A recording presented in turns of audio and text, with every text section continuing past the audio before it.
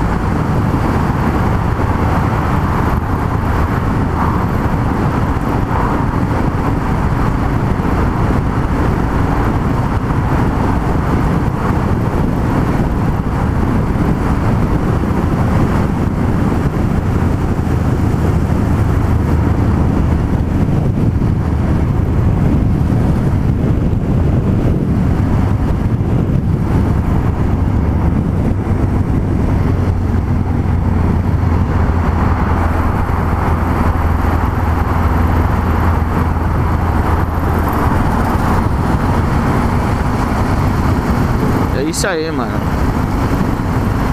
Tem vezes que tá filmando e eu esqueço de falar, tá ligado? Tio doido da porra, esse Alisson. Tô na moralzinha que eu tô esperando o Roberto e o Gimenez, tá ligado? Atrás, eu não tô vendo eles.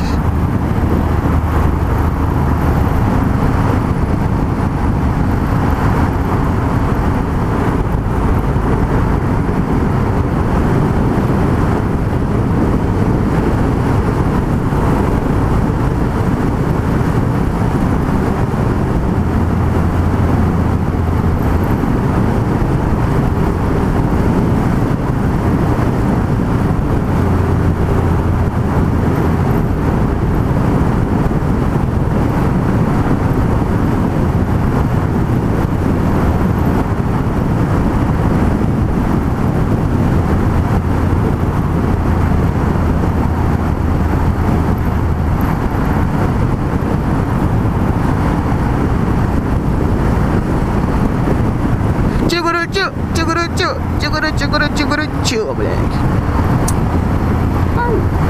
Praia. Hoje é essa praia. Muito bom. Muito bom.